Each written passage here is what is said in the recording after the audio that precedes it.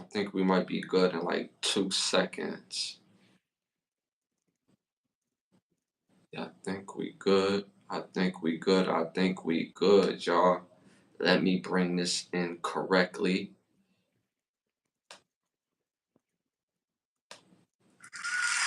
Yeah. Yeah. That's what I'm talking about. Y'all already know what time it is. What's good, y'all? What's good, y'all? What's good, y'all? What's great? Thank you for tuning in to another episode of Can the Brothers Get a Rap podcast. This is episode 98. I'm your host, Ashley Lovechild. I'm joined by brother from another mother. Blood couldn't make us any closer. One of the best photographers in the world, co-host of the show, my brother Santana. Say something to the people. What's good? What's good? What's good with y'all? Appreciate y'all for tuning in. Y'all could have been anywhere this Sunday night, but y'all here with us tonight. We appreciate the love. And as always, we got a jam-packed show for y'all, and we just gonna get right into it. You already know, hit that like, hit that subscribe, hit that share button, tell a friend to tell a friend.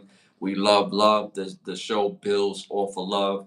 A quick shout out to, we're on our way to 100 episodes. 100 is syndication. So 100 episodes, we're 2 episodes away. So thank y'all for continuing to support the show. We're 2 episodes away to 100. We're also coming up on a 1 year anniversary. Pause for the show that that we've been rocking. So we coming up on that as well too.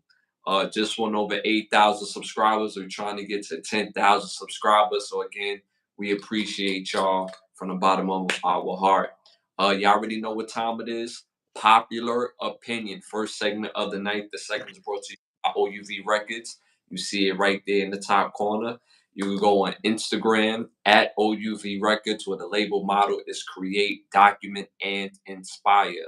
Make sure you stay in tune to the latest music and merchandise. First question of the night. You ready to go, bro? Yes, sir. All right, so first question of the night. Best hip hop combo on this list. Best hip hop combo on this list. Number one, Nas and AZ. Number two, Redman and Meth. Number three, Raekwon and Ghostface. Number four, Jay-Z and Kanye West. Again, let us know what y'all think in the chat. Again, we love. Hit the chat as well. Mm. Excuse me. I'm probably gonna have to go with Jay-Z and Kanye West. They're probably the top two duos when they do get together. Like the songs and the albums is just memorable. So these top two artists coming together, making songs and albums, and they've done it for a number of years, have given us some great bodies of work and stuff. So I'm gonna go with Jay-Z and Kanye. Yeah. I mean, to keep it real with you, Jay-Z and Kanye, when they do songs together, it feel like a movement, if that makes sense. When you're talking about the throne, damn, I'm talking about the song Otis, uh, Kiss the Throne. No, not Kiss. Is it Kiss the Throne? Watch the Throne. Watch the Throne. I don't know for some reason I Kiss the Throne. Pause. Watch the Throne, Otis, that whole album that they did together was fire. Very, I don't want to say it's underrated, but it felt underrated. But AZ and Nas is a combo that you can't deny as well. I mean, all these combos is upper echelon, top tier. Red and Meth album wise was good, but I don't feel, I can't say it's Jay-Z, Kanye level. You know what I'm saying? But their performance, you have to watch them perform together. Their music and their performance makes more sense. Um, Raekwon and Ghostface, I mean, lyrically, that combo is unmatched on this list, in my opinion. In my opinion. So I'm gonna go with Raekwon and Ghostface. The Purple Tape heavily features Ghostface Killer. That album is complete fire. I don't think there's no better album on this list that features any of these artists when it comes to just album play. So I'm gonna go with Raekwon and Ghostface. The chat is going with Jay-Z and Kanye. My brother went with Jay-Z and Kanye. The rest of the world at 35% went with Raekwon and Ghostface. What you think about that? No, not a bad choice. Not a Uh, bad choice at all. That's a lethal crew. I mean, for those who don't know, they two members from the Wu Tang, so that chemistry is crazy. If you never heard of the Purple Tape, make sure y'all go tap into it. Better known as Only Built for Cuban Links, Raekwon featuring Ghostface Killer. Fire album. All right, moving on to our next popular opinion. All time, all time best rookie on this list. Best NFL rookie on this list, all time. Number one, C.J. Stroud. Number two, on Andrew Luck. Number three, Robert Griffin III. Number four, Cam Newton. Again, let us know what y'all think in chat. All time rookie. Yeah, and I not just performance, but stats as well. So like a combination of both. You know what I mean? What they meant to their team. I'm gonna have to go with Cam Newton, son. I feel as though he probably had a breakout rookie year. Like I feel like he had combination of passing yards and then rushing yard touchdowns as well. So I'm gonna go with Cam. You know the only reason why Cam Newton didn't win number two in the NFL. Do you know the story? Nah. I forget the quarterback from Notre Dame was highly touted at the time. He was drafted the year prior, so I can't think of his name right now, but he wore number two. So when Cam got drafted, he was like, "Yo, what's up? Like, let me get that number two off you." Bro was like, "Yo, I want 100,000 for the number." So Cam laughed it off like, "Yeah, this guy is kidding me, right?"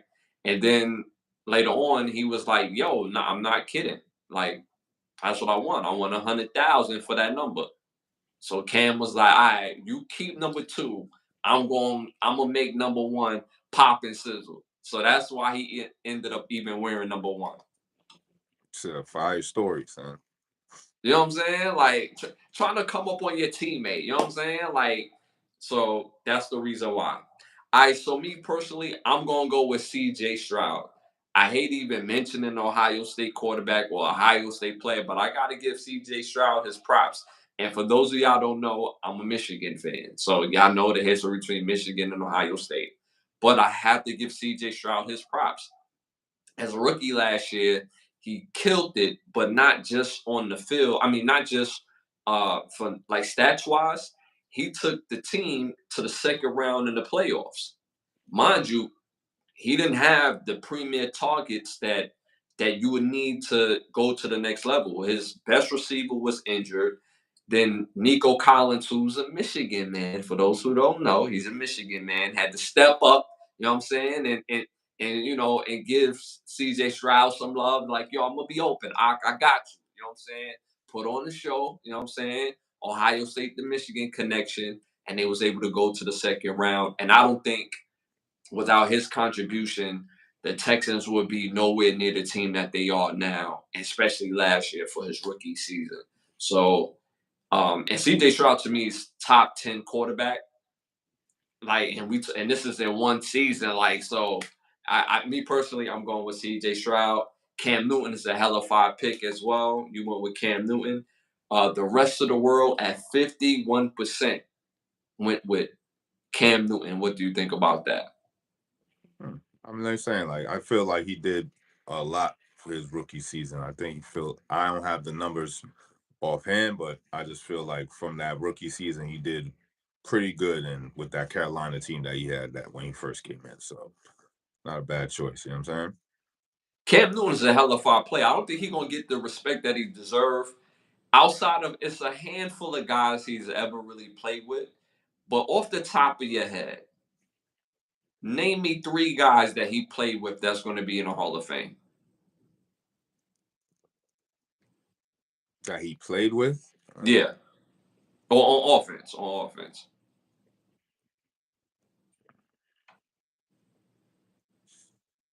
I can't really pinpoint a person that he played with that's gonna be in the Hall of Fame. You know what I'm saying? That's the point I'm making. Like he was so good to propel that team that very few guys is going to make it to the Hall of Fame. Maybe an offensive lineman, Olsen, the tight end, might be a Hall of Famer. My man from Fresno State, the wide receiver, I can't think of his name right now, but he's going to be in the Hall of Fame. But Cam Newton played about 11 to 12 years. That's not a lot of great players in between. D'Angelo Williams was a decent player. Jonathan Stewart was a decent player in their time, but we're not going to mistake them for Hall of Fame or pro guys like that. No disrespect, but I'm just saying to Cam Newton's greatness that throughout Carolina, the times he was at Carolina, it was just really him. Like if you take Cam Newton out with that his supporting cast and you put in any type of quarterback, a game manager or any type of those type of quarterbacks, it's just a different dynamic of what Cam Newton used to bring to the Carolina Panthers. So shout out to Cam Newton. All right, moving on to our next popular opinion question. Most funny movie performance. Most funny movie performance on this list. Number one, Chris Tucker in Money Talks. Number two, Martin Lawrence in Bad Boys. Number three, Eddie Murphy in Harlem Nights. Number four, Richard Pryor, The Toy. Yeah, let us know what y'all think in the chat. Type in your answers in the chat. What y'all think? Most funny movie performance by these actors in these movies.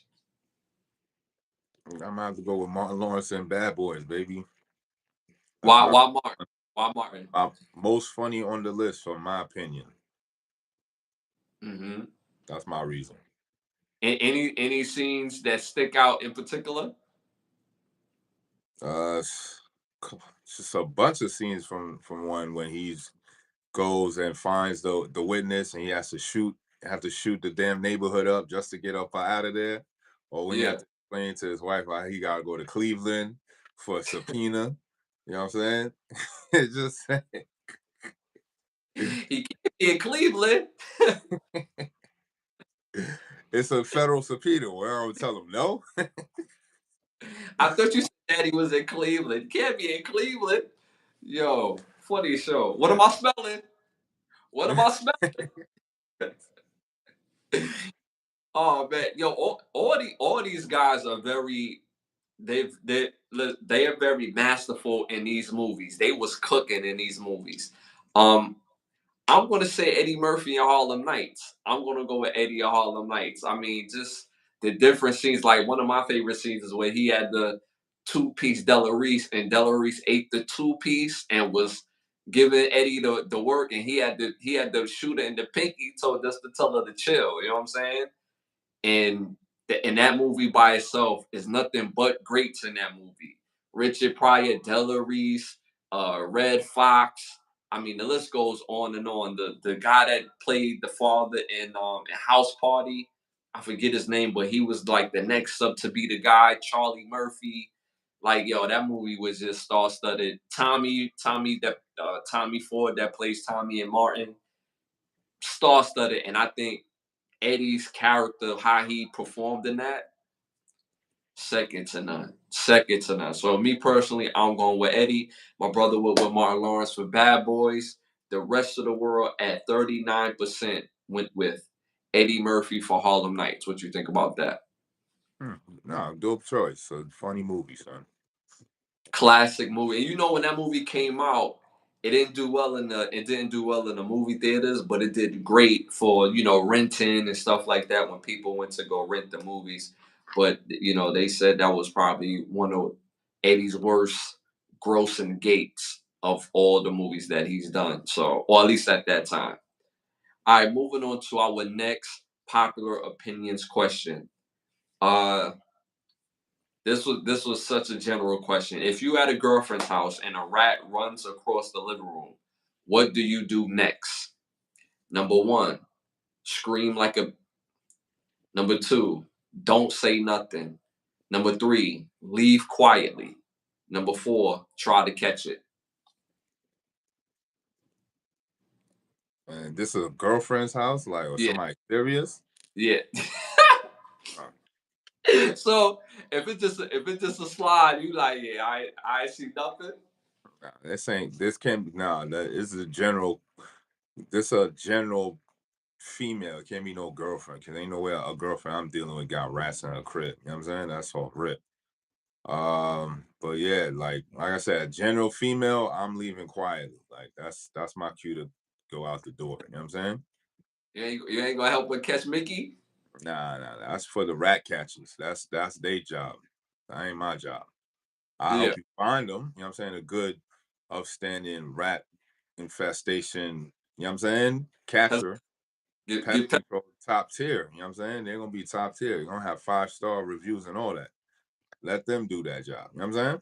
But if you don't catch it, they're gonna be humping at least 2 times a day. You know what I'm saying? They marsupials. You know what I'm You know saying? what I'm saying? So she better get her, you know what I'm saying? Better call he better call the right people to get it done. You know what I'm saying? You can't leave your bread in the attic. You know what I'm saying? They're gonna eat all the money before you could get it out of there. You know what I'm saying? The little rat fuckers. Mm-hmm. You know what I'm saying? Me personally, I ain't gonna hold you. I ain't gonna hold you. Like, I ain't gonna try to catch no rat. Like, that's just off the rip. I'm not trying to catch no rat. I'm not gonna scream like a chick. You know what I'm saying? I'm with you, bro. I'm gonna leave quietly because, like, I ain't gonna hold you. I can't sit there and like chill knowing that there's a rat running around all in the vicinity, and you know what I'm saying? I'm gonna try to like bust my move, and then like a rat just run across my J's. Like, you know what I'm saying? Like, where they do that at? You know what I'm saying? So I ain't gonna hold you. I'm gonna leave quietly my damn self. Like, yo, it's time to roll. It's like, so I'm going with I'm leaving quietly as well. My bro went with I'm leaving quietly at 37%. Leave quietly. What do you think about that? Yeah, it's no point of even trying to do none of them other options but leave quietly. You know what I'm saying? It's your best option right there. Yeah, like that's for me. I like in the real world. Out of all these answers, that's what I'm doing. But if they was like, "Yo, would I say something?" I would say something and be like, "Yo, you need to get pest control." You know what I'm saying? You gotta call the Mace app because I'm not catching Master Splinter out here. You know what I'm saying? I left Brooklyn for all that. I left the rats. You know what I'm saying? So I'm definitely leaving quietly. All right, moving on to our next segment. Hollywood Need to Ask Us. We came up with this segment because Hollywood give a lot of trash movies that we didn't ask for. So we give better ideas for the next movies or series for people to watch. You want to start this one off? Now you can start it off. All right, so Hollywood Need to Ask Us. I want to see a 10. No, forget this 10 series nonsense.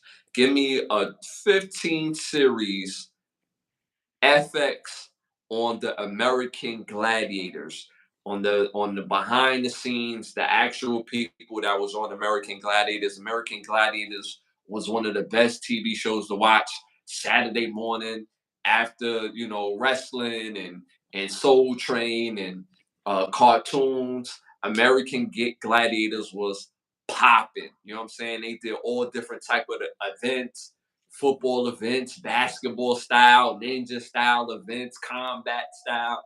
And it was regular dudes out there, handling with the gladiators. You know what I'm saying? Like niggas like Turbo, Nitro, Saber. You know what I'm saying? What's the chick? Ice. You know what I'm saying? They had all the different names or whatever. So me personally, I would want to see an American Gladiator biopic movie series style type of thing. Give me 15 episodes on each character of American Gladiator, the behind the scenes, their real life, and how they was able to, muster all that energy each and every weekend to basically perform for us kids. What you think about that? Nah, that's lit. That's lit. I need to see that. They doing all the FX series about everything else. Give me an FX series on American Gladiator. Fire. That's fire, definitely. Me personally, I definitely need another FX series for mine, but I need to see an FX series on the Ken Griffey's. You know what I'm saying? We got the LeBrons, so I definitely want to see how I really wasn't around for the era of both them playing together.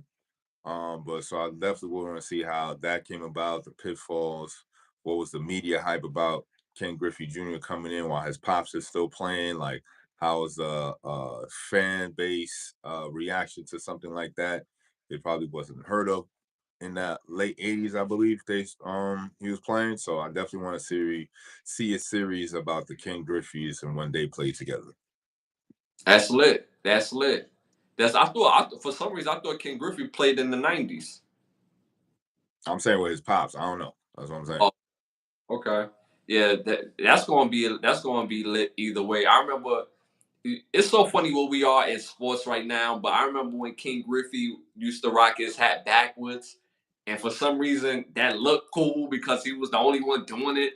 Like, you know what I'm saying? And it was like, oh, he's wearing his hat backwards and he has an earring. It was like, now that's like standard, like, you know what I'm Mhm. saying? Like back in the day, if a dude had one tattoo bad to the bone, it was like, damn, he tough.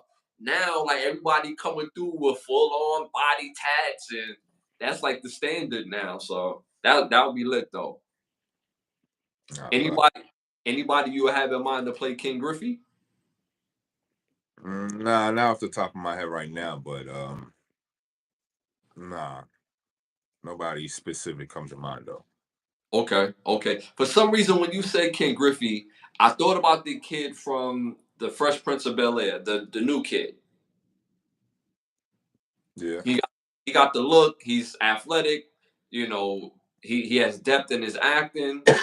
hmm Immediately I thought of King Griffey. Immediately, and then I thought of I don't know if you ever seen Fences, the movie Fences.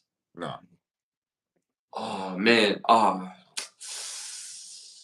you've seen the new BMF series though, right? I haven't watched since the first season. Well, you know who plays the father. hmm I in my opinion, he would be dope to play King Griffey's pops, and then you bring the young kid from the Fresh Prince of Bel Air to play Fresh Prince, to play King Griffey. Yeah. You know what I'm saying? Junior and senior right there. You know what I'm saying? That would be lit. All right, moving on to our next segment. Again, don't forget to tap into our membership page.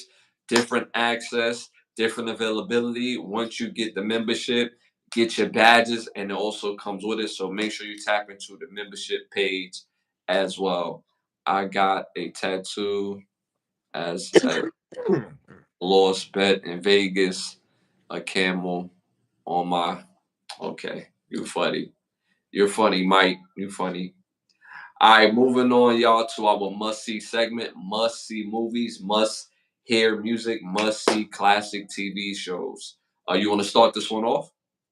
So, Chad, y'all know how I do. I always have a theme for mines. It never fails. So this theme is my theme is classic wacky movies. So these are my classic movies, but each movie in this list is wacky in its own way, over the top with its action and acting, and just they just know these movies are not meant to be blockbusters, so they're just good classic funny movies, right? So my first one on this list is called Double Team. Came out in 1997.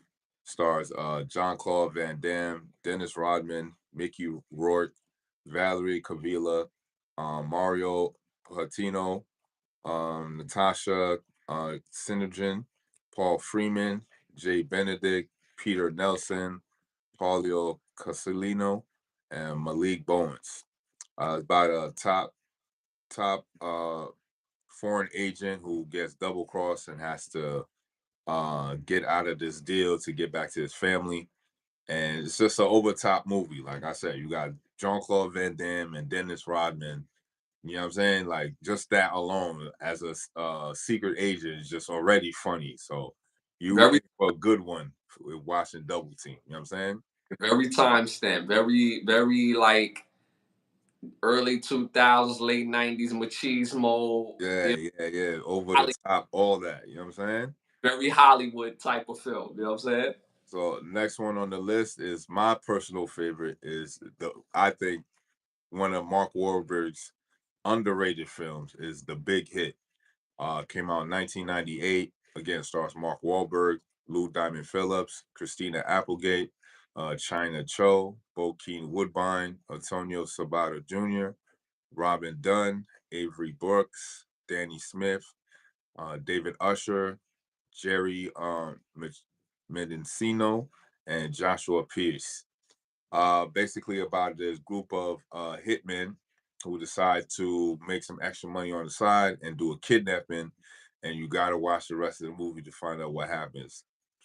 Dope, funny ass movie, like I said, over the top jokes, mad action, shoot 'em up, bang bang, funny, funny, funny movie. Gotta watch that. That's a crew you don't want to be a part of. You don't want to be a part of that crew. You Nah, don't want to be a part definitely don't. And last on this list, also a classic, one of my favorites on here is Surf Ninjas. Gotta watch Surf Ninjas. It's a classic. Came out in 1993, stars Ernie Reyes Jr., Rob Schneider, Leslie Nielsen, Neil Israel, Nicholas Cohen, Henry Reyes Jr., Kelly Hugh, Tony Locke, Ken Conan, Kian Young, Jonathan Schmuck, and Desi Singh. Classic, classic, classic 1990s, early 90s movie about two brothers who were orphans, grow up in Venice, California. All they do is surf. Come to find out they are part of royalty, and you got to watch the rest of the movie to find out how they get they surf on. You know what I'm saying? So my classic wacky movies are Surf Ninjas, Double Team, and The Big Hit. Surf Ninjas is very over the top, but it's funny, it's entertaining, but the villains are over the top and just the So face. wacky good times, son. Yeah, And yeah. they don't make movies like that no more. When I actually watched Surf Ninjas probably like 3 weeks ago, and I forgot how wacky with it. That's the perfect word for the movie. It's hella wacky, but it's funny though. You know what I'm saying? It works. It works. All right, y'all. My three must-see movies. I don't keep a theme like my bro do, but I feel like I pick movies that y'all haven't seen. Y'all may have heard of them, but y'all haven't seen it. My first must-see movie came out in 1997, directed by Jeff Pollard. It stars Jamie Foxx, Tommy Davidson, Vivica A. Fox, Tamala Jones, and Bernie Mac. This movie is called Booty Call. Fire movie about a young man about to go on a date, so he asks his homeboy, his best friend, to come on this date because his girl is gonna bring her best friend, and you have to see the rest of the movie. It's funny comedy movie, top tier, very underrated in my opinion, but it's a very funny movie. My second must see movie came out in 1998, directed by Darren Scott. Stars Bokeem Woodbine. Second time we mentioned him tonight. Bokeem Woodbine, Darren Scott, Cindy Williams, the beautiful Cindy Williams, Clifford Powell, Tony Todd, the legendary Tony Todd, Snoop Dogg, LL Cool J, Michael Clark Duncan. And Michael Clark Duncan, this movie is called Caught Up, about a young guy who just came home, just got out of jail. He's really trying to change his life around. He started working with this company after he met this girl. He wakes up, and you have to see the rest of the movie. I won't ruin it for y'all. Again, it's called Caught Up. My third must-see movie came out in 1992, directed by Randall Miller. It stars Christopher Reeve, Christopher Martin, Thomas Ford, Alicia Rogers, Karen Parsons, Loretta Devine, Rhea Perlman, Dougie Doug, Andrew R. Brown, Meshach Taylor, Lance Kofar, Ivory Ocean, and the list go on and on. Probably the one of the best cast that you can have for a movie like this overall comedy, and this movie is called Class Act. Fire movie about two kids going to high school, and one come from a polished family, polished environment. The other kid is straight from juvie, about to go into big boy jail, got a second chance to go to school, and somehow, some way, their records got mixed up, and you have to see the rest of the movie. I'm not going to ruin it for you, so make sure you tap in to see Class Act, Caught Up, and Booty Call. So make sure y'all tap into those movies. All right, moving on to our must hear segment. All right, I got 3 songs that you must hear, must put on your playlist. R&B edition. I did a theme with this one though. I'm going with the artist Joe. The artist Joe, R&B artist Joe. Must 3 you have to put on your playlist. Must put on your playlist. And I know for a fact 95% of y'all don't even know this crack that I'm about to tell y'all. I know that for a fact, but let's go. Number 1, I'm in love. Number 2, if loving you was wrong. Number 3, the one for me. Make sure you tap into those 3 songs. Again, I'm in love. Number 1. Number 2, if loving you was wrong. And number 3, the one for me. And to make it even easier for you, it's on his very first album that ever came out, all 3 of these songs. So make sure you tap into those 3 songs, add them to your playlist. All right, moving on to our must see or classic show. You want to start this one off? My classic show is definitely a throwback. I haven't seen this show in a long time, and it just came to me the other day. Classic show is called Ghost Rider. Came out in Wow. 1992. Got 3 seasons. It stars Sheldon Turner Speed, Tram and Tran, crazy name, Blaze Brenda Hall, Matanya Morales, Todd Alexander, David Lopez, William Alexander, Lakita Vincent. Stars also Samuel L. Jackson, Julia Stiles, Marcella Lowry, and Sean Elliott. Growing up, this was a weird show. Like I said, it came out in 92, so I was very young watching it. It's about a bunch of kids in the inner city who like solve crimes with the help of a pretty much a ghost who would write words on poster boards and like street signs or on their notebook. But only the kids could see that was part of their little crew and stuff. So anytime they need to get the crew together, Ghost Rider go out, find the crew, write on their notepad like, yo, such and such need help, come through. And their whole squad would just, you know what I'm saying, rally through, find out what's going on in the neighborhood and solve these little crimes and shit. It was a crazy, wacky show growing up, but it was just lit. And I think like they were trying to promote writing and keeping up with your writing skills and stuff like that. So PBS had one of these type of shows that just found ways to immerse hip hop and education together, and Ghost Rider was one of them. Yeah, I remember Ghost Rider, yo. I never tapped into it. I didn't know Samuel Jackson and Yeah, Julius. I gotta go back and look. I don't remember. Like I said, it was only 3 seasons, and it came out in '92, so we was mad young.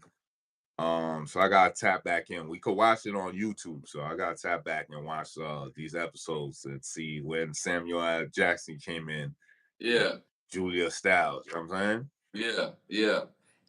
And their 3 seasons, they probably got 100 episodes probably within the 3 seasons. Because back, like, I don't know, I want to sound like we old men or something like that, but when we was younger, seasons used to be 25, 30 episodes a season. You know what I'm saying? So when you say 3 seasons, they might have cracked 100. Because I remember Ghost Rider always being on for a period of time. Like, so, you know what I'm saying? That's a fact. And we had this thing about shows back then where it was entertaining but also educational. It was always some underlining message. Mm-hmm. Cause I ain't gonna hold you. Like, I don't know if you remember the days where they was pushing journals, like, yo, you should keep a journal. Know what I mean? Girls keep diaries, guys keep journals, you know what I'm saying? Write down with, your days, what you got going on, or you happy, you know what I'm saying? So Ghost Rider, there we go. You know what I'm saying? That's lit. That's lit. My must see show is not necessarily a show, but it's a show. What I mean by that is a must see is R. Kelly's Mr. Showbiz concert show that he has out. Fire. All the classics. It's called Mr. Showbiz. Fire. It came out in 2007. Again, it's a concert series, and all the premier upper echelon R. Kelly joints all on one stage, and he's rocking every song.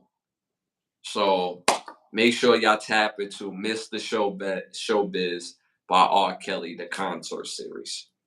All right, moving on. You got cologne for us? Actually, I do not have a cologne for y'all, but definitely tap in for Thursday's episode. I will have one for that. All right. I got a backup cologne. I got a backup cologne because I bought some cologne today. My backup cologne is Buckle Black. Buckle Black. Make sure y'all tap into Buckle Black. It smells hella good.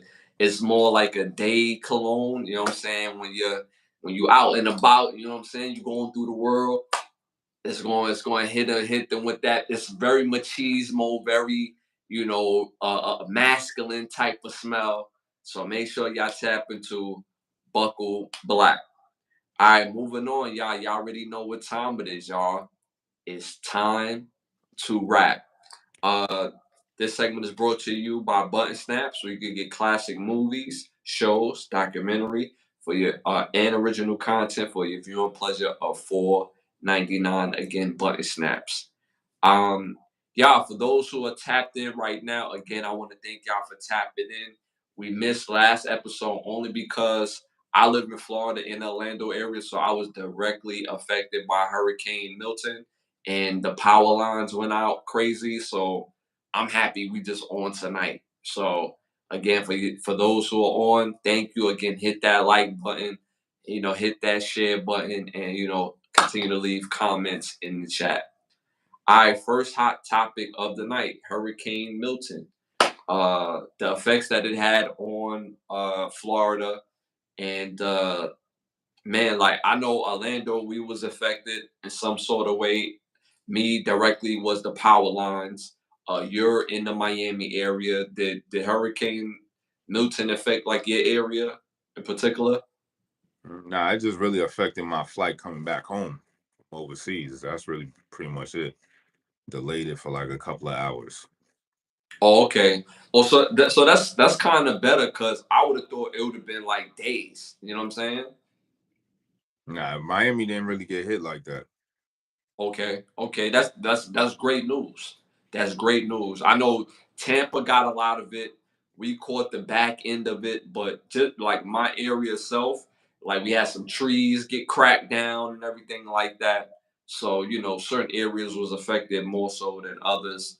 But I'm glad it didn't end up what they said it was going to be. They said it was going to be a Category 5. By the time it landed, it was only a Category 3, and it could have, what I'm saying, it could have caused a whole lot of problems, you know what I'm saying? So, I thought we was dodging it because we got Hurricane Helen or Helene right before then, and then they was like, what I'm saying, I go to the grocery store and then they're like, yeah, we gotta get ready for the hurricane. I'm like, yo, we just had one. Like, nah, Hurricane Milton coming. I'm like, damn.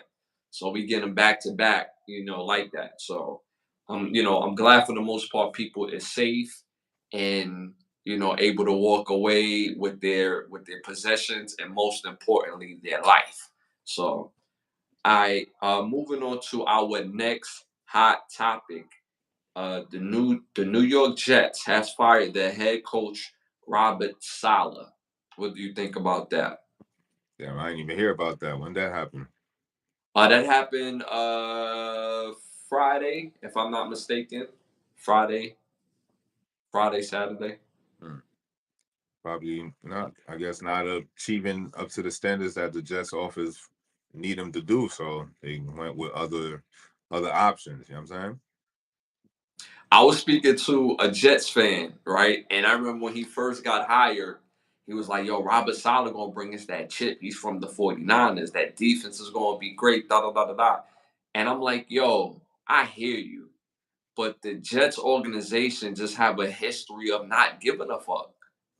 They sell the possibility, but they don't care about no chips. The teams that win in the NFL win. The teams that don't care about winning, they don't win because they don't do things that's going to help the team to win. How does it helps the Jets to fire their leader and head coach not even halfway through the season? It's not even halfway through the season. And when you look at the division by itself, your only real competition is the Bills. But the Jets defense is better than the Bills offense. So, and I'm pretty sure you got Aaron Rodgers. So I'm pretty sure at some point when y'all in the meat of the season, pause, and making that playoff push, that the team will be better than the Bills.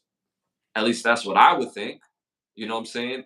The Miami Dolphins, in my opinion, is not even a threat. They don't have any quarterback. Tua has had another concussion, so he's going to be out for a while. So that's Miami right there. Who else is in that division? And the New England Patriots, they just started Drake May. He's a rookie quarterback. He's not no real threat this year. So y'all had the division in hand. So what is the rocky start? That when the Giants won Super Bowls, if I'm not mistaken, didn't they go like 0-2 or 0-3 to start them seasons off? Mhm. Did they not have Eli Manning who threw the most interceptions, in the NFL? But they had a great defense, and it takes time to make that playoff run. So me personally, I think the Jets fired him too early. Y'all brought this man in to change your franchise around supposedly, and this man still had 2 years left on his contract.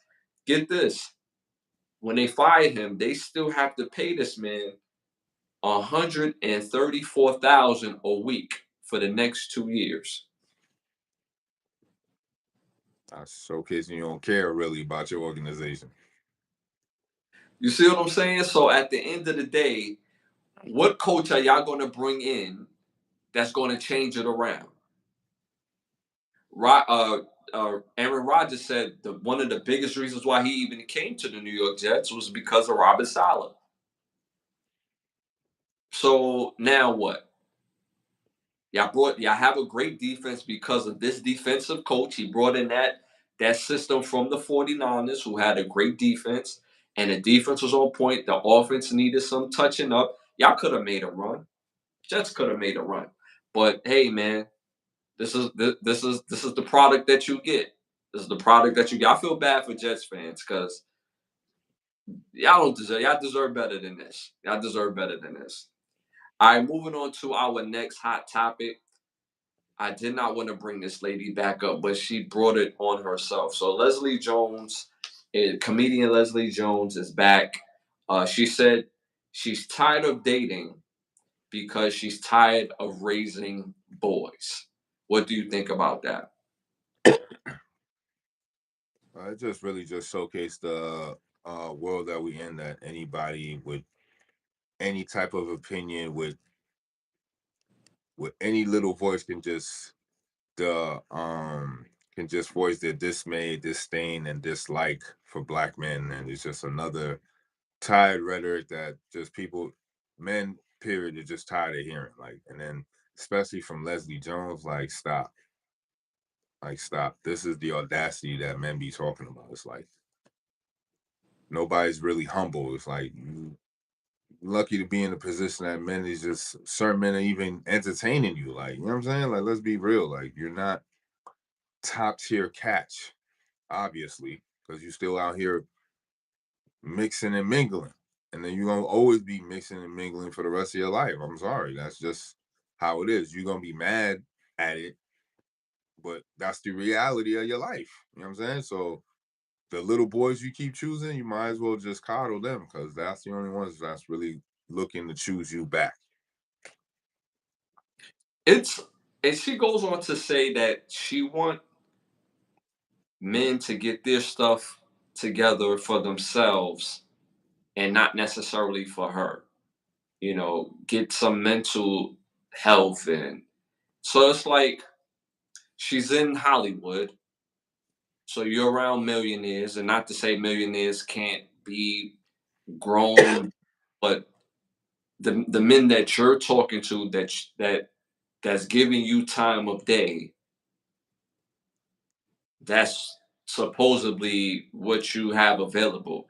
But I even think that's kind of BS, because if you're around the industry, so you're around guys with money. But like, let's keep it real. Like, I don't, and I didn't want to bring this up, bro. Like you said, she's not top tier catch. Um, like, bro, like,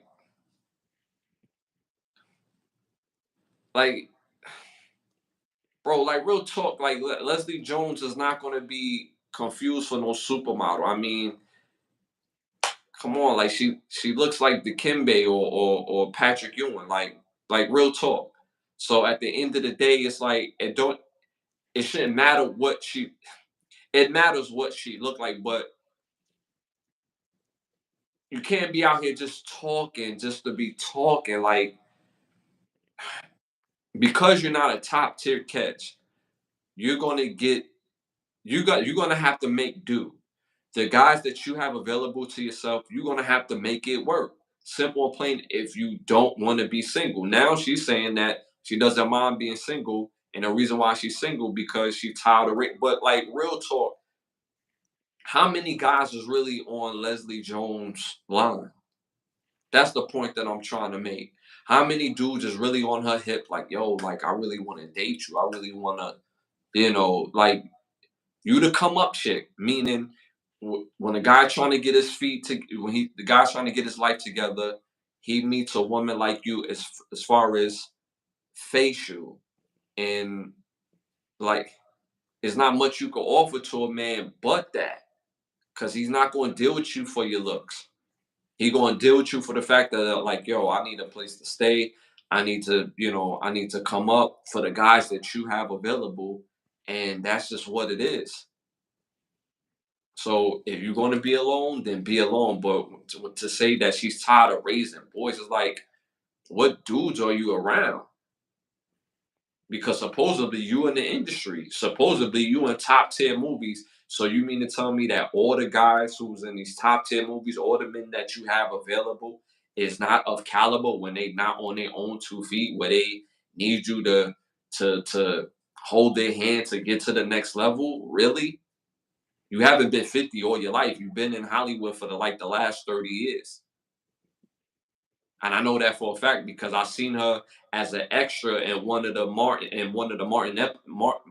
Lawrence episodes back in the '90s. So you've been in Hollywood for the last 30 years, and you didn't meet nobody when you was younger, and with guy, at your hottest, where a guy would really choose you for real. Like, come on. I didn't even want to go there, but she went there herself by saying that. So she don't know nobody that has their stuff together. Heard you. Heard you. All right, moving on to our next hot topic. Tamar Braxton blasts her estranged ex-boyfriend for spending over $1,100 on a dinner with another woman on her credit card. What do you think about that? Damn, that's kind of crazy. But like they like, I don't know. That's wild. Like, ain't that almost like theft? If using somebody else's credit card, she could really like call you in for theft or something like that. You know what I'm saying? Like, you gotta do a little bit better than that, my G. Like, make your play a lot smarter. You know what I'm saying? Don't make it harder. Just make it a lot smarter. Shorty, Hmm. you know what I'm saying? Pay your way with another shorty. Just make it a lot cleaner than that. I mean, don't leave no paper trail. It could come back to you. You know what I'm saying? So that wasn't a smart move. So I don't know why he did that move at all. Bro said make it clean up. Yeah, son, come on. You gonna use a credit card, go on a date, take another joint out, and overrun the bill? Come on. That's crazy. That's egregious work. But hey, city boys up. You know what I'm saying? Fuck it. $1,100 is a hell of a good time. That's all I'm saying. I'm just saying, especially when it ain't on your dime. It's gonna be a great time. You feel me? It ain't coming out your pocket. Always gonna be a great time. You feel me? Like you need another bottle? Let's go. I mean, at the end of the day, you choose them. You chose them. That's it. Don't complain. At the end of the They'll day, still find a way to complain. is it wrong? Yes, absolutely, absolutely. Like, if you used to be with this person and you no longer with this person, even when you with the person, it's out of pocket just to use their stuff. Like, you don't even ask. You know what I'm saying? Like, you just hack, just like, yo, I'm just charge it. Like, you know what I'm saying? I deal with it later. Nah. You know what I'm saying? Like, that cause that calls for a breakup. You know what I'm saying? Like, that's a serious thing. So I get it, but you also chose the person. You know what they was about. You know how they get down. You know the type of intentions that they have. Tamar Braxton was with this guy for, years or whatever. So at the end of the day, you chose him. Why do he even have access still to this day of your credit cards? If you gave somebody access of your credit cards at one point in time, or your debit cards at one point in time when y'all was together, when you break up, it's standard that you get new cards. Simple and plain. They'll send it out immediately. So that way there's no issue, no problems. Some people's like, well, why I gotta do all that just to, you know, protect myself? Because you know the person who you with. You know the person is has the ability to do something like that. And not to care when they do it. Like, so what, I spend 1,100. You got it. You rich, right? So if you're around people with that mentality and mindset, you know that. You chose them. Is it right? No. But you know what type of mentality this man has, and that I don't give a F mentality. So hey, that's what it is. I'm moving on to our next hot topic. The lawyers of Jay-Z and Beyonce sends threatening letter to the Pier Morgan show regarding the comments made by Jaguar Wright on an episode prior to the threatening letter. What do you think about that? I mean, I kind of find it funny because she's been saying a whole bunch of shit on YouTube for a while, and there was never no copyright strike or, you know what I'm saying, slanderous, salacious um talk back and forth or trying to stop her from saying anything. It's not until she gets on a bigger platform with more eyes and more views on it, then now it's an issue. But when it was on YouTube for a minute and these lesser platforms that nobody won't really tap into, it wasn't a problem. So I just kind of find it weird. Like, if somebody talking shit about you, whether it's in a platform, a bigger platform, a small platform, if they talking ill about you, you gonna check it regardless. You know what I'm saying? It's just weird of when the checking takes place. You know what I'm saying? Because if they talking bad about you, regardless, it shouldn't matter when you do it. You should already nip it in the butt early on, so there should be no confusion out there for other people. Be like, well, he never said nothing about it, and this person keeps saying it, not making it right, or what they're saying is right or wrong. But the mere fact that the person you're talking about never comes and checks you about it, it's kind of weird.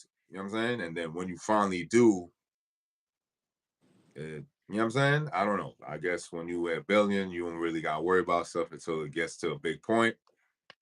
I guess that's how they move. I don't know. But we from a place where anybody talks shit about you and it's a lie, you got to go and check it right there. That's where we from. You know what I'm saying?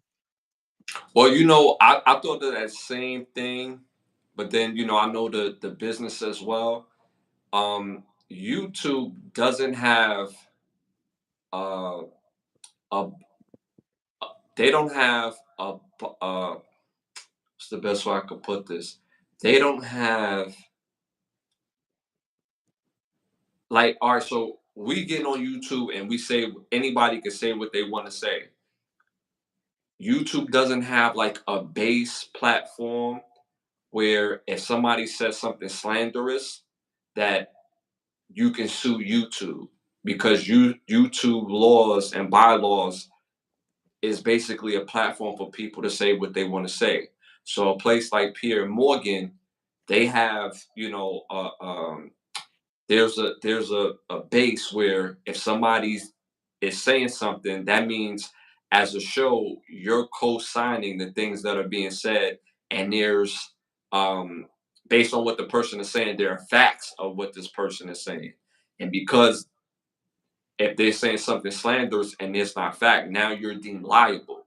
So Pierre Morgan is a national show, and there's checks and balances where they can be sued for something that's slanderous.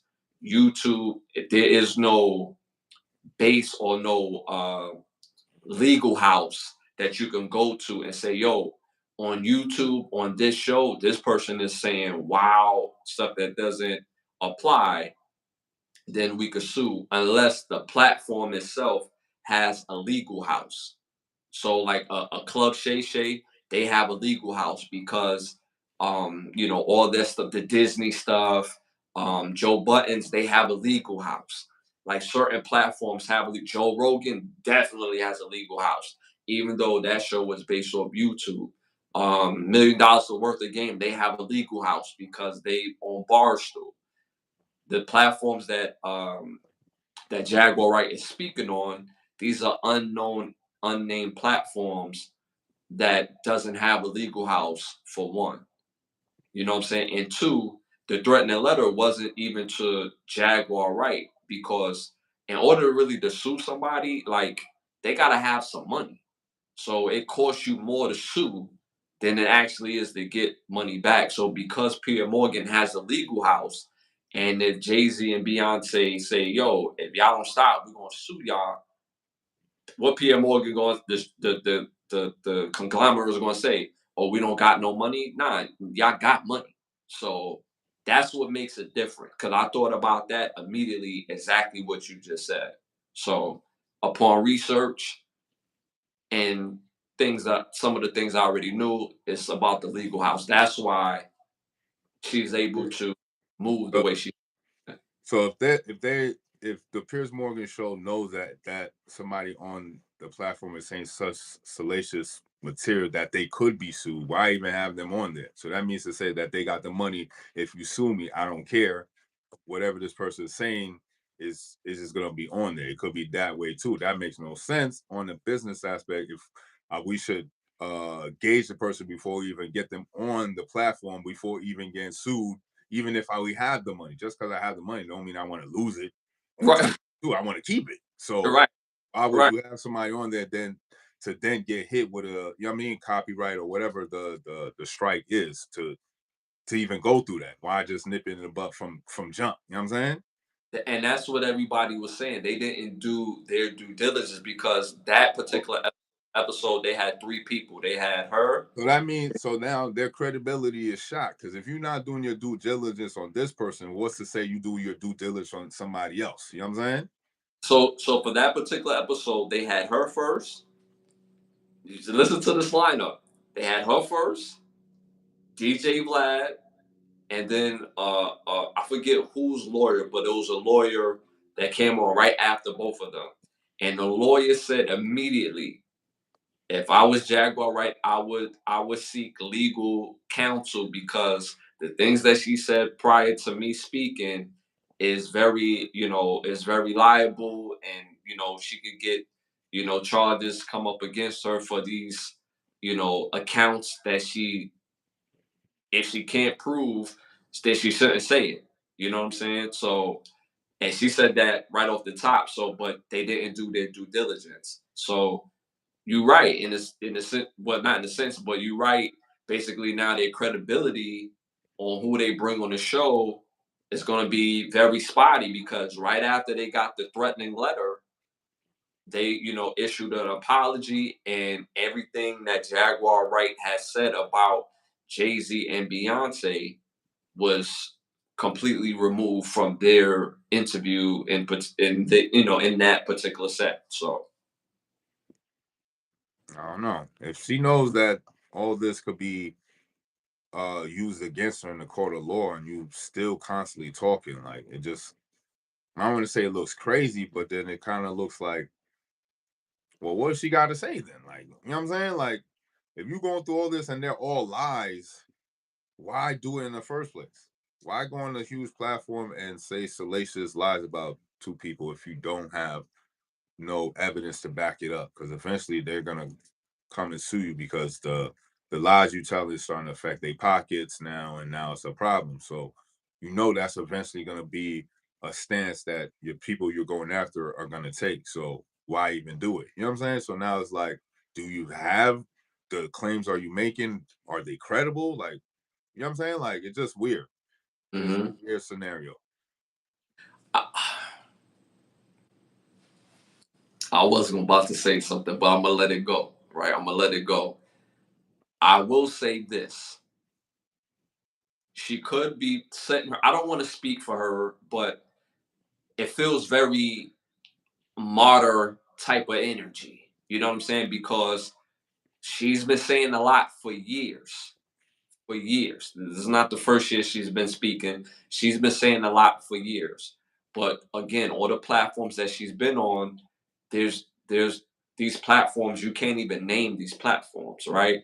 So when you look at the situation and when you sue someone, they have to have some money in order to sue them, because it's going to cost you, it costs you more to talk to your lawyer than it actually is to get money back.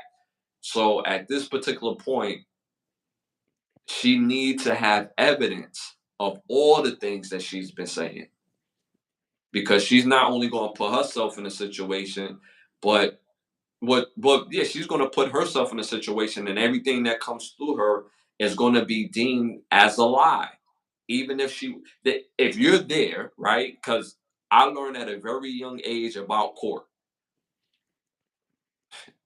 The truth is what you can prove. I had a lawyer, and I'm sitting there with my lawyer. I'm like, yo, but this is the truth. This is what really happened. And she said calmly, the truth is what you can prove. What you're saying right now. Do you have a text message on that? Was anybody else standing there with you when you said this? You need to prove it. And I'm like, nah, I was there, and they had three people there, and da da da da da. I'm like, well, the three people, that they're each other's proof. Where's yours? So at this point in time, she says she got receipts, but people say I got receipts, and they use it so loosely and be like, all right, so it's time to show your receipts. Like, what it is, I ain't ready to show it yet. So we use that term so loosely. So she's been speaking a lot for all these years.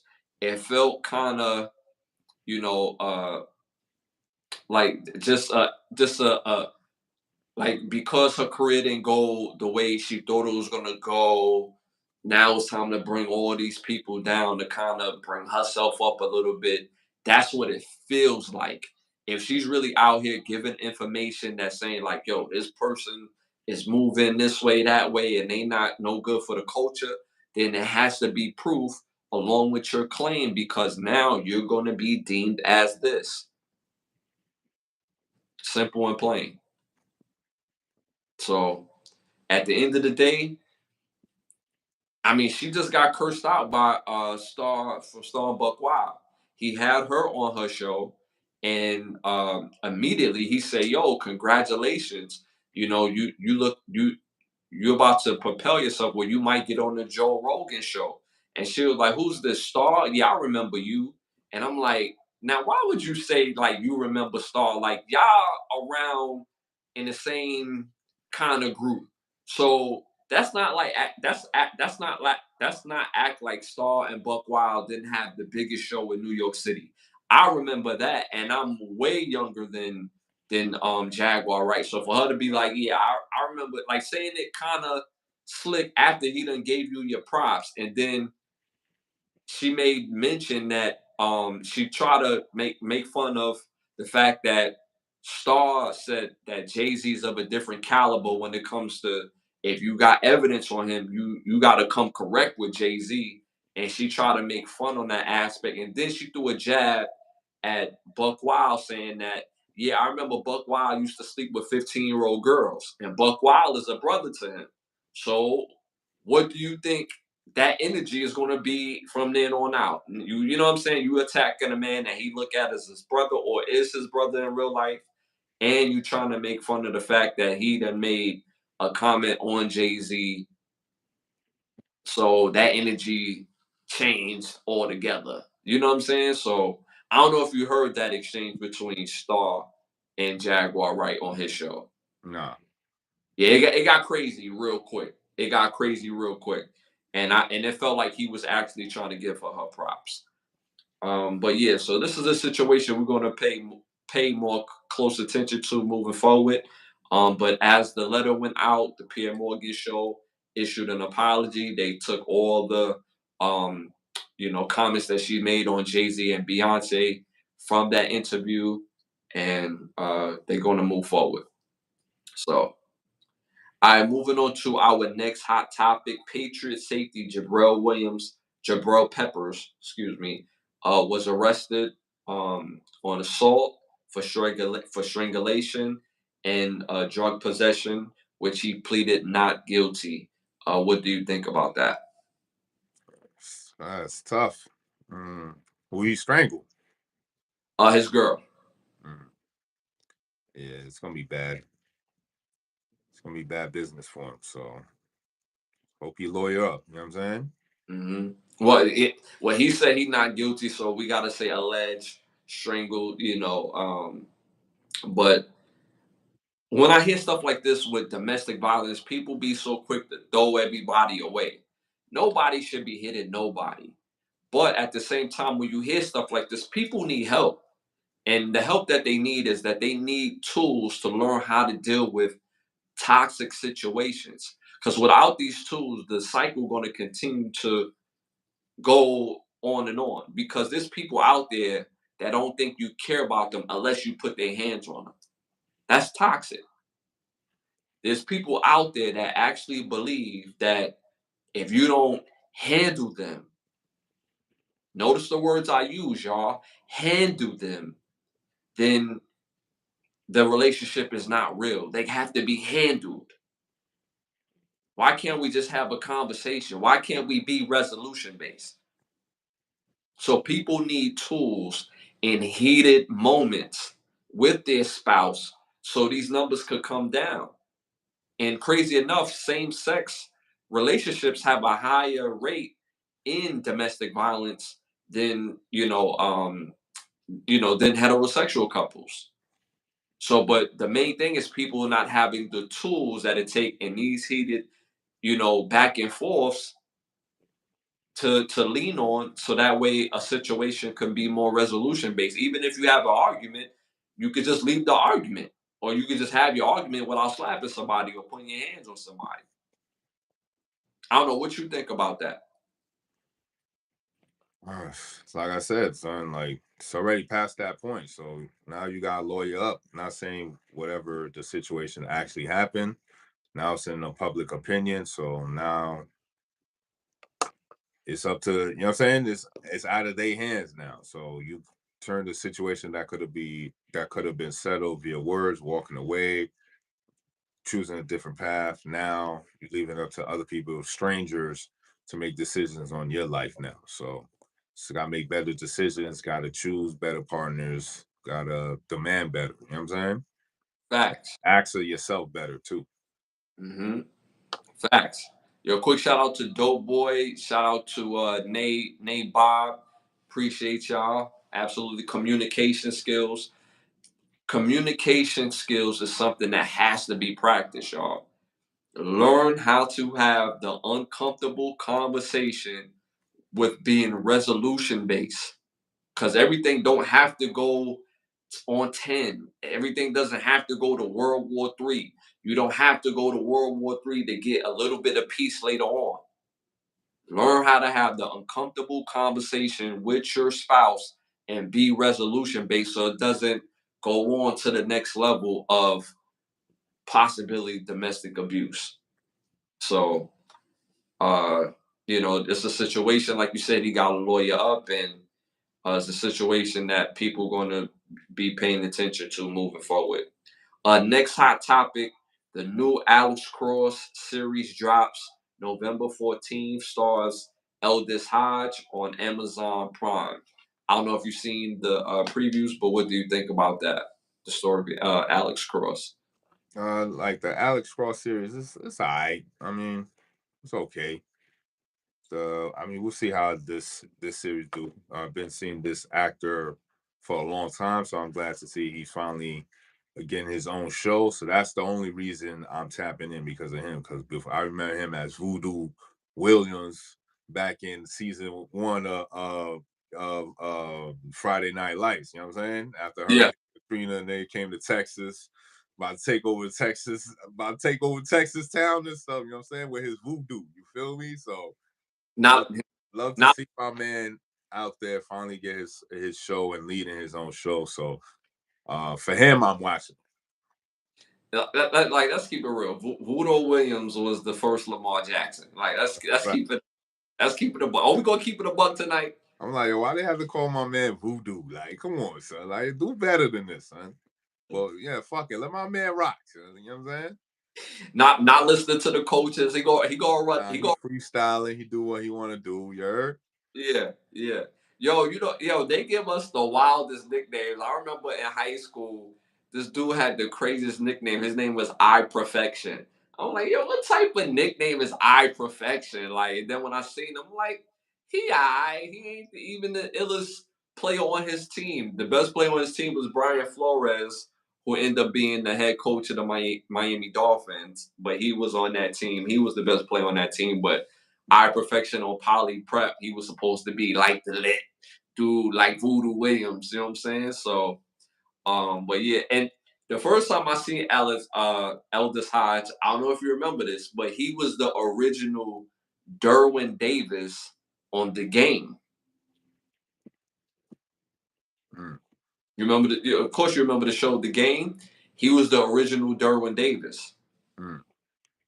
and then they took him out and put in Pooh Hall for Derwin Davis. I don't even remember that. Yeah, yeah, yeah, yeah. This is a fact. Yeah, so I can't wait to see this. The previews look pretty good though. It looks pretty good. So I'm hoping that the previews is not the best part of the series. So it looks dope. So I'm hoping that it matches up. All right, moving on to our next hot topic. Um now they have airbag jeans for bike riders. It deploys on impact, and obviously this is something that's going to save people lives and take a really nasty situation and turn it into just a bad situation. What do you think about that? Well, I mean, as long as the bikers wear, then you should be fine. Niggas out here ass naked doing 100 miles with just a helmet on. Like they've given you safety precautions. Y'all just choose not to wear them. Like so as long as you wear 'em, you're gonna be good. Yeah, yeah. Wear your, you know what I'm saying? Wear the safety precautions and then do your 100 miles an hour on your bike. Don't do 100 miles an hour in some basketball shorts. You know what I'm saying? Like, what are we doing? What What they are say, we? biker boys, you do a child, you do 100 miles and hit that pavement, and baby, it's over. Oh snap! Your man's on the sideline talking about. You know what I'm saying? But burn rubber, not the soul. You know what But I'm rubber, not your soul. You know what I'm saying? saying? Rubber, Yo, rubber, rubber, rubber. Son. yeah, man.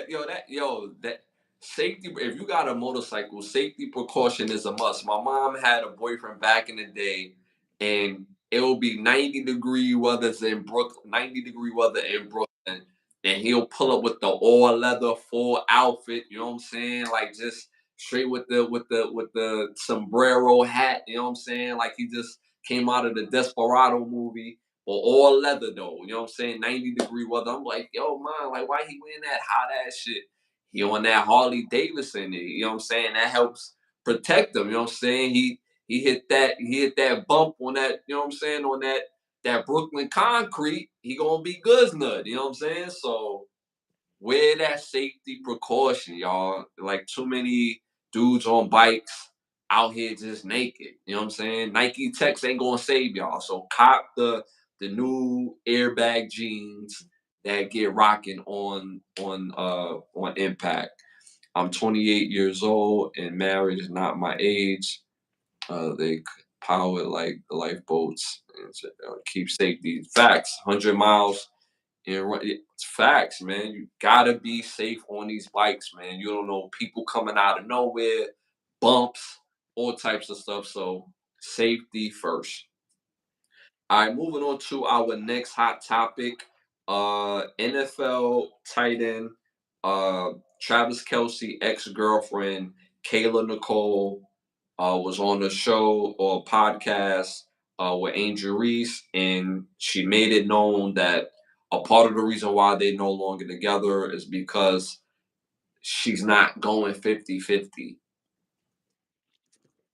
What do you think about her statement? Again, everybody entitled to whatever they want. You don't want to go 50-50. That's your prerogative. You deserve whatever you so choose to want to go after it.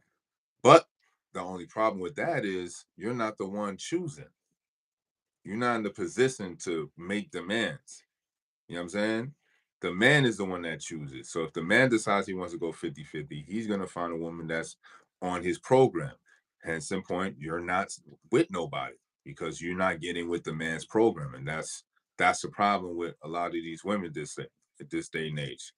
I'm sorry to say, but being overseas for a week and a half, in just that short amount of time, I've seen how the programming over here is just let us men astray. We thought the um the compromising that we doing is compromising. The compromise that we do here, we be considered you losing your nutsack overseas. But because we've been so conditioned to just compromise here, compromise there, all the compromise you're doing, you done gave up your whole self. You know what I'm saying? So over there is no compromising. Women know their, I don't want to say the word place, but know how to cater to a man. It don't matter if you the nigga that's working sweeping the floor, sweeping the street floor, or you the if you the leader of the damn country. You want to get the same respect. You know what I'm saying? It's not based upon what position you are. It's based upon because you're a man and you deserve that respect from your partner. So women, these women with these conversations, they're just gonna be alone and they don't even realize they done put the nail in their own coffin. They just don't see it because they're young. They still get people in their DMs, so that they makes them inflate their ego into thinking they have more options than they really do. You really don't, because the man that you really want does not want you. You want you want the man that wants you, but the man that you want, you don't qualify for that man. So the men that you don't want, you don't really care for, but you make it seem like, oh, all these men want you. No, all men want to sleep with you. But the man that really wants to be with you, you already done ran that man away a long time ago. And you know that. And she knows that. Majority of these women knew that they ran the man that was for them a long time ago. So they just out here fronting, acting like they still good when you're really not. It's like we're dealing with subpar women. Like, real talk, son. Yo, wherever your happiness is, find it. Cause I guarantee you it's not here, son. I'm telling you, a lot of these women built and their mindset is not there no more, son. It's not there. So you literally find a losing battle. Trying to save these women for what? They don't want to save themselves. Why are you trying to save somebody that don't want to save themselves? So it's just crazy that they still have these platforms and you keep saying this 50-50. And it's not even about finances. It's like you see a man doing all this other stuff and you can't cater to a man because of why? Your ego? You feel as though the need that you need all these resources for what? You're not building nothing. So why do you need a man resources for what? Are you bringing anything to him? Are you making his life better? Like, A man can't get a woman to buy him a house. You know what I'm saying? He gotta be in the position to do that for himself first. So it's just weird. First and foremost, you with Travis Kelsey, man makes millions upon millions. He probably makes more off the field than he does on the field. But I bet you when they was in a relationship, they was going 50-50. It's the problem when they pick and choose. You pick and choose when you want to do shit. When it was us, oh man, gotta do this, that, and the third. But when it's them, you don't mind doing 50-50. Because I'm pretty sure y'all was doing it during the relationship. But then after the long times of like, oh, why does he keep making him pay? Why wouldn't he make you pay? Because he got all this money. Why does he have to take care of you? Why are you entitled to his money? Why? Who are you? But look at the end result. All right, so he's not with you no more. He's with Taylor Swift. They going 50-50. She's at every game. Happy. If she's happy on camera, I'm pretty sure she's happy off camera in the sense of their relationship. They've been going strong. So if they're going 50-50, Taylor Swift got her own money. I'm pretty sure you ain't going to see Taylor Swift complain or bat an eye on going 50-50 at all. So the end game is the fact that, all right, now you don't want to do this. Now what you're going to end up with? You're with somebody that you can actually build a life with, that could come to the situation, not just with money, but with mindset, with protection, with real resources. Now you trick yourself out of the position. Now who do you think is going to come get you? She's a pretty girl. She's a pretty girl. She looks good, but you know how many pretty girls out there that's alone? You know how many pretty girls with bad attitudes or a bad mindset? Guess what? You're not pretty no more. When a pretty girl has a bad mindset and a bad attitude, and not to say she has a bad attitude, but her mindset is trash. That mindset alone will take you from a 8 to a 5. The same way how it would take a 5 to an 8 with the proper mindset, knowing how to be in service of her man, know how to be in service to the household and what they need to do, and not worry about outside folks. You ever wonder, we come from women who was married, who had children. And what I mean by is this: a lot of my friends have stepfathers. A lot of my friends. What do that mean? That means that their mother had a child with someone else, and another man looked at them and met them and was still able to build with this woman after she done had another man child. Help raise that kid like another big brother or man would raise that child, or doing the best that he can do to be a part of that kid's life for the betterment of their kid's life. We come from an era of women who was married more than once because of their mindset and what they brought to the table. When men say, what do you bring to the table? We're not talking about we're not talking about necessarily finances. We're not talking about necessarily cooking and cleaning. We're talking about a mindset structure. We're talking about dealing with someone who doesn't respond to they don't listen to respond. They listen to really let it hit their head. Let it flow, and then be able to move forward.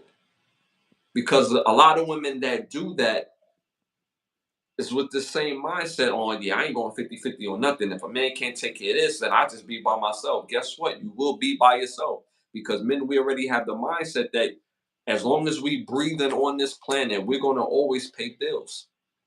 That is something we're always going to do. We're always going to take care of things. That is something we have to do. At some point, a woman don't want to do that. When this woman out there be like, Well, how do you know that? How do you know women are not okay with working? Because of my own experiences, because of life experiences. The women that came before me, hearing them speak, the women that are here now, it's the same thing. So, like, but women be like, "Well, how do you know for sure?" I'm like, "Well, I've never took a shit, took the shit bowl and ate it, but I know it's gonna be nasty. That's based off my experience, right? I'm a dude, right? I'm doing the choosing, right? So of course I would know. We come from an era of women who were still valuable after they had children because of their mindset. The women in this generation have just as much kids and more, but they're not being chose as a life partner. They getting chose to get smashed. And that's all due to mindset or not going 50-50. You know how much it costs to live in this world? You bet if that man is talking about 50-50, then you go 50-50. There's other men that's like we're gonna talk about 50-50, where they take care of everything. And if a man is taking care of everything, then just like the man that's you building with 50-50, he deserved that top level respect. Cause it kills me when a woman submit the ultimate submission is a woman giving her physical away. That's the ultimate submission. But we'll turn around and not listen to him. We'll turn around and do things devoid of his protection. We'll turn around and say, "Well, I'm not going 50-50." You already gave your greatest form of submission, and now you don't want to go 50-50. And that's what a lot of women not understanding. All men is not the same. Each man has his own program and each thing about how he's going to run this thing. So the man that you want, you have to understand his program, whether it's 50-50 or he's taking care of things 100%. But best and believe you have to be on his program, and it has to be based on respect. It has to be based on mindset.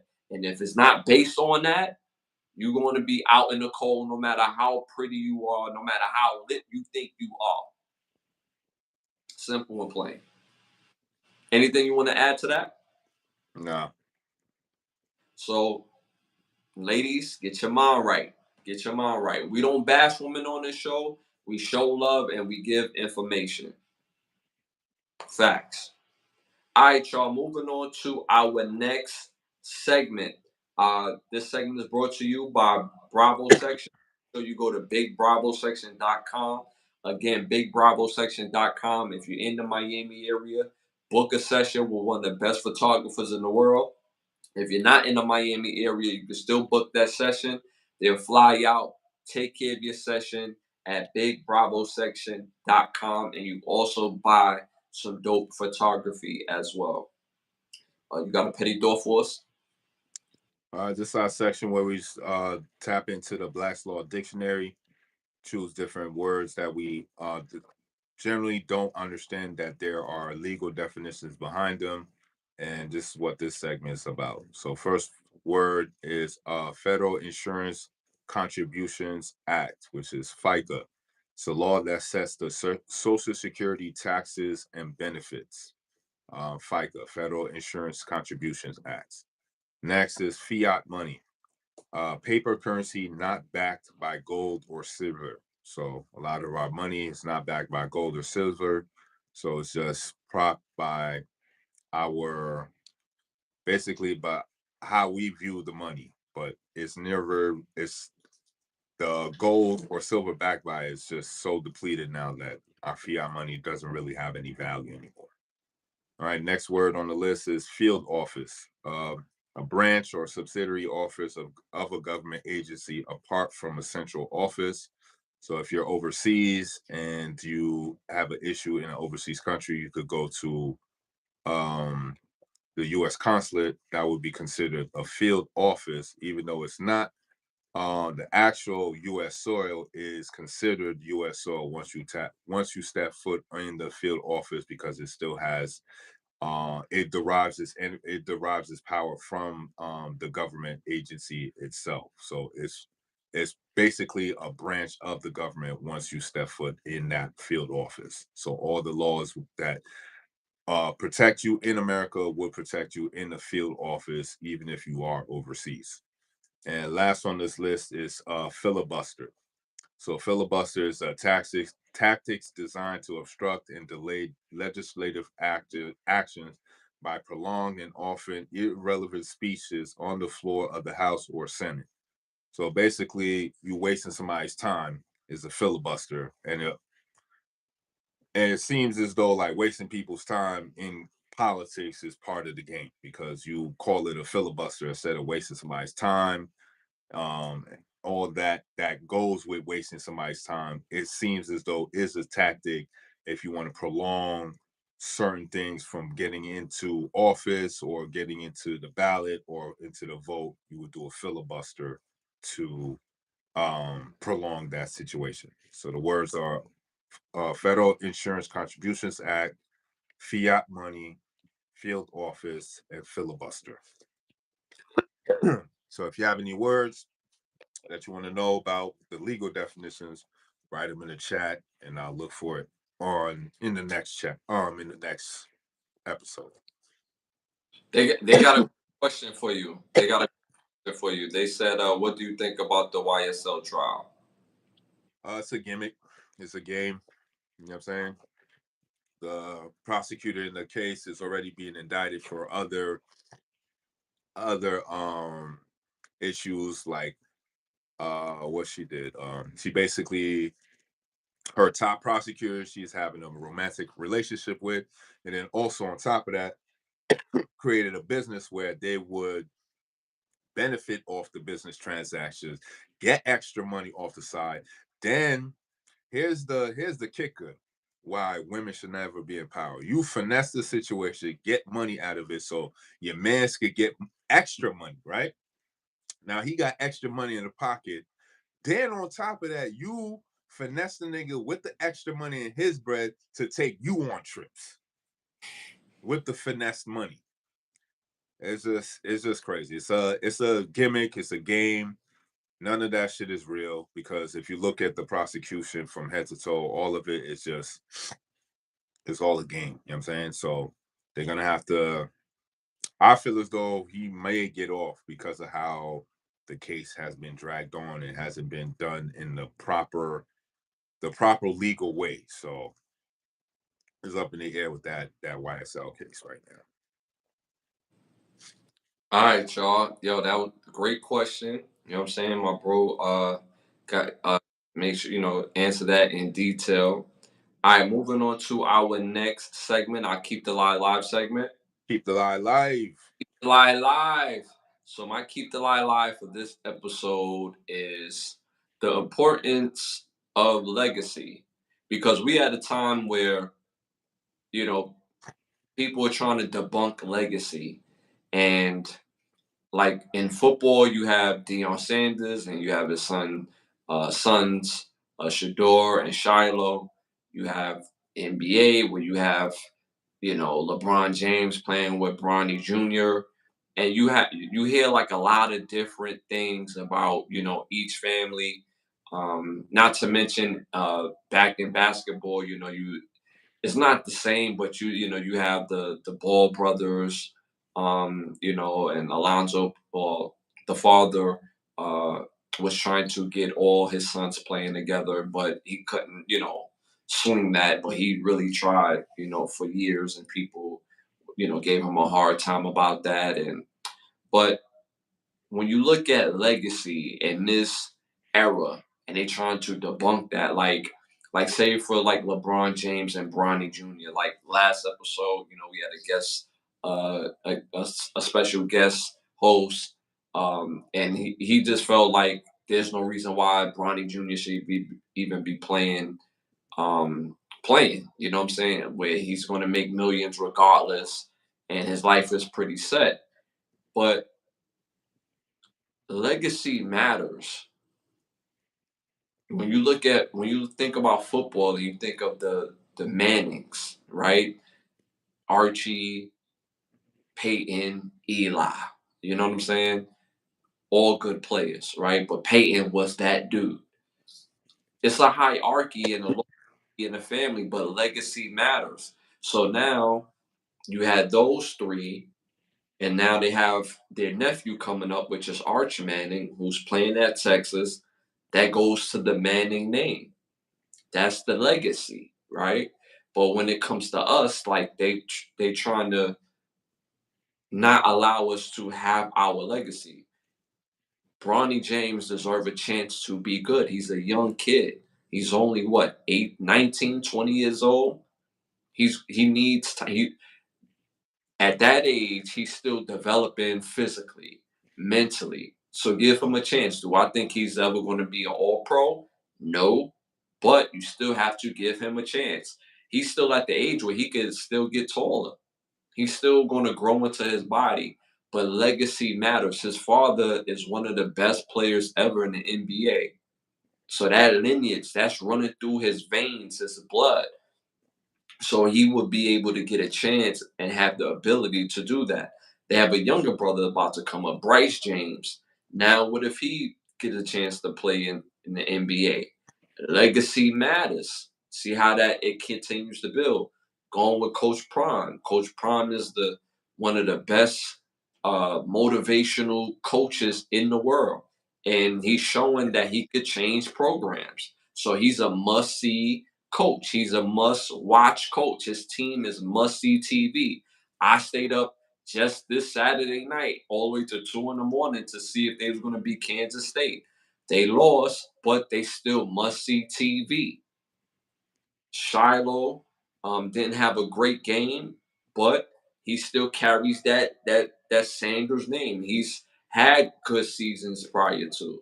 He's played better than what he played last game, and he wears that 21 just like Deion Sanders. Now his son Shador is putting on the show, just like his father, but he's wearing number 2.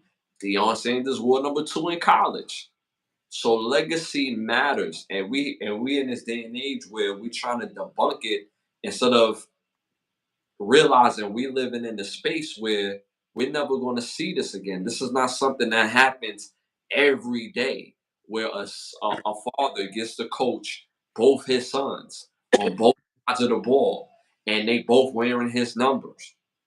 And guess what? They're millionaires before they even go to the pros. Not to mention, he has another son who's the junior who's doing all the filming. He runs all the filming around Colorado. And guess what? He's making big time money doing that. So the lineage and having all that for the legacy, that matters. Building something that's going to last a lifetime matters.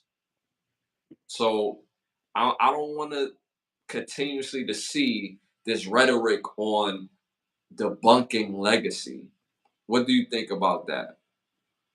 It's just people don't have no pride in their family. Like people don't have no pride in certain things they do. Legacy don't have to be.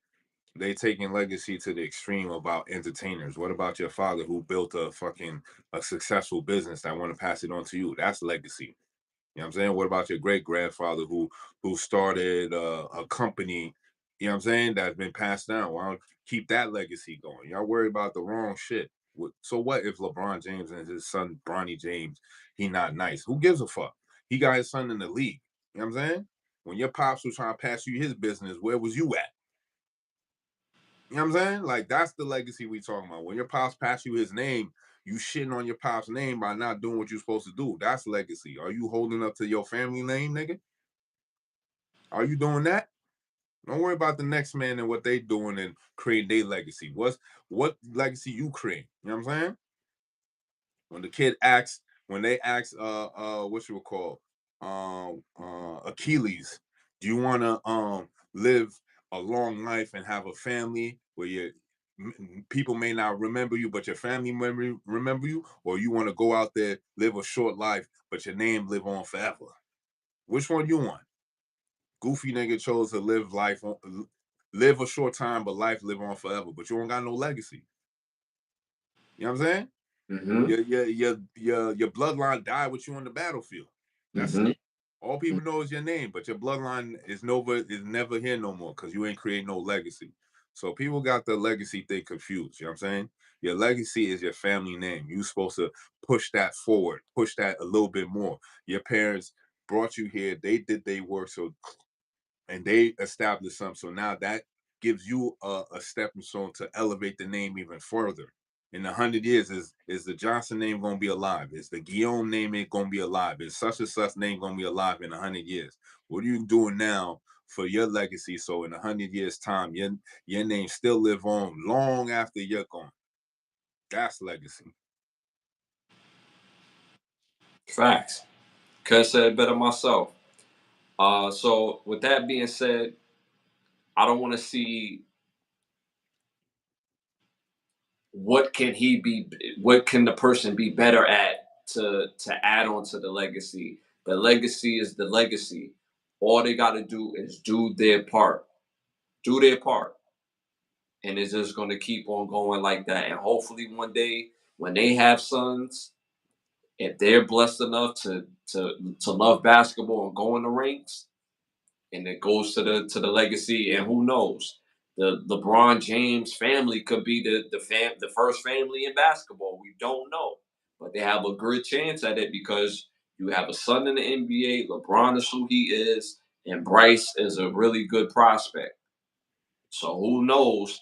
LeBron James' daughter could be nice, and you know what I'm saying. Like, so the legacy could move on, and even if she's not nice, the fact that she's playing and leaving and being a part of that then that's all that should matters. In the next 20 years, if Kobe Bryant son come out of nowhere and be like, oh yeah, he looking like his pops, or he's not looking like his pops, would it matter for real? Is the fact that he's playing and striving and trying to, take it to the next level, to continue that Kobe name, that Bryant name. I'm just saying, his grandfather played in the league, his pop played in the league. Like, this make sense. So yeah, so dope. Keep the lie alive for this episode. I want to thank some of the sponsors of the show.